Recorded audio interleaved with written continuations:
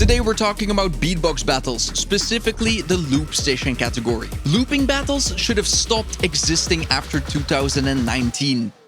Or maybe not. I'm gonna go over why I think the Loopstation category should stop being a thing entirely, why I think it actually should remain a part of beatbox battles, how we could possibly fix Loopstation battles as a whole, and why this category doesn't work in the first place. The Loopstation category hasn't been around for that long. And for a while, people were battling with the exact same device and rules. And that all changed when the Fire Nation and that all changed when second devices were introduced around 2018. This caused people to search for the next best thing.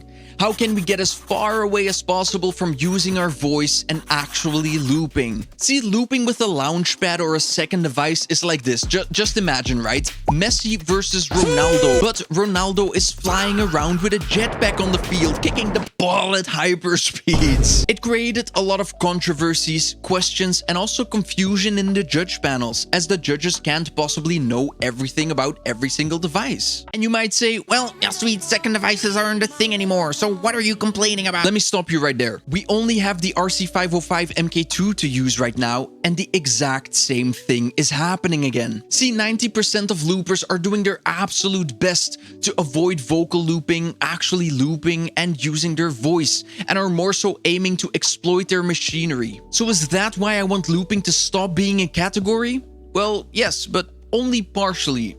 You see, not only is there a big increase in device exploitation, adjoining that, there's also a massive decrease in people actually wanting to battle. Every year, it becomes more and more apparent that a lot of Loopstation performance aren't about battling, aren't about the competition or trying to win, but are more so about trying to present their music to the world. Trying to get into battles for that purpose is valid, especially as a musician. I understand, don't worry, but what does that do to the competition? It makes battles boring and it disappoints opponents who are actually looking for a challenge. The category at the moment is overrun with this kind of looping, and for me it's degrading the entire experience and fun in Loopstation battles. That's also why a lot of fans and also beatboxers have started turning a blind eye to the category. To summarize, a lot of it is just music with no other purpose. We barely hear voice, and most battles aren't even battles anymore. Now, to contradict myself with my own counter argument, looping has been a cherished and integrated part of beatbox battles for so long now that it would be wrong to just scrap it. That, and there's still a lot of loopers who actually want to embody the spirit of looping and are still hungry for an actual battle. For me, I feel like some of these loopers include Tioneb, Martin Benatti, Epos, and those are just some examples, right? The competition side of it also helps artists push themselves to become better in their craft at faster rates. That's why competition is found in literally everything. Dancing, rapping, any kind of sports, you name it! There's no better way to push yourself and improve than through competition. At the start of my career, there were so many moments where I leveled up so quickly before I even realized it myself. All because of the countless competitions I entered back then. In short, competition in loops is still greatly positive for a lot of artists, and there's also still plenty of people interested in the category. In 2026, we've come to a point where presets rule all, leading to diminished originality in the entirety of the genre. In a sense, it's kind of hypocritical of me, but I sell my own Loopstation presets as well. I will keep promoting this as it helps me and my brand out a lot, and there's just a market for it. There's a lot of loopers who want to learn their favorite looper songs. I will also continue to say this to people. Before you buy any presets, including my own, please use your time to experiment by yourself and try things out and find your own style before you buy anything. This is just way more fun. I promise. I mean, having said that, check the description if you're interested in any of my presets or my merchandise. Thank you. Now, how could we fix the Loopstation category? I don't think there's a single clear way of fixing the Loopstation category, except for maybe one way. Let me explain. A lot of elements nowadays are automated things using sequencers. The best way to revert looping would be to eliminate all sequencers. And to maybe take it one big step further, we could revert back to looping on the MK1. But there's two major problems with this idea. One, we would lose such a big chunk of the Loopstation community, it would not even be funny. We are already so niche as it is, so we would nearly destroy the community. And 2, the MK1 barely exists anymore, so to count on people acquiring an MK1 again is just unrealistic. What I still think is very interesting about this idea is it would split up the more produced loopers from the loopers who would be down to have a challenge on the MK1 again. And if this would happen, phenomenal! The Loopstation community has been reduced to the last 5 loopers on planet Earth. Another idea would be participants could be told to only use a select set of effects on the MK2, but this is unrealistic as this can't be monitored properly.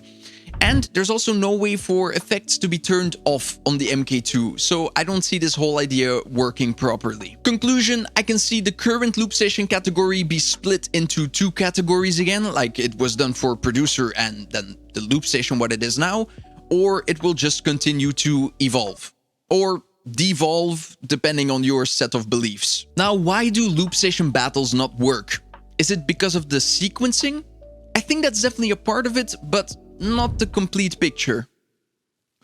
It all started with simple effects and one simple device that looped the voice. This basic even playing field led to people coming up with creative ways to make a song, to diss each other, find little tricks, and ultimately make it a battle. All despite the limited tool they had. And for me, that was the charm of Loopstation back in the day. But this then eventually led to people not being satisfied anymore with only one device, wanting to expand. And before we knew it, people were actively complaining about the time limit, quote unquote, not making sense. It's too short, they said. This always told me that those people who did Loopstation battles never actually wanted to do Loopstation battles. They just want to make their music with unlimited time and possibilities, which I also understand. But to me, the 3-minute time limit had always been perfect.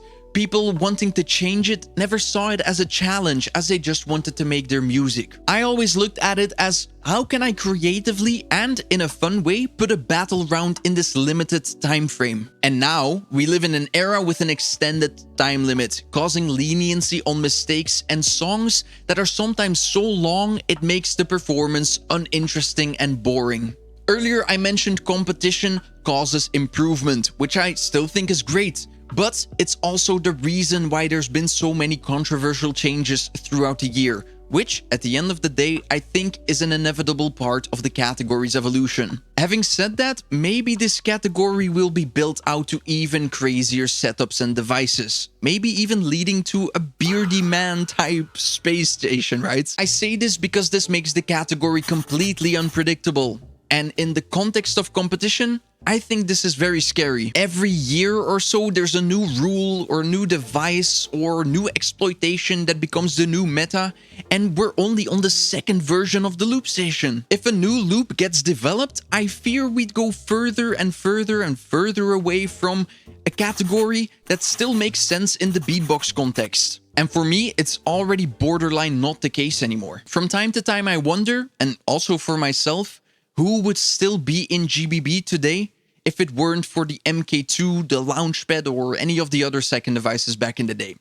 Just think about that. I mentioned a lot of problems today, but where do they actually stem from?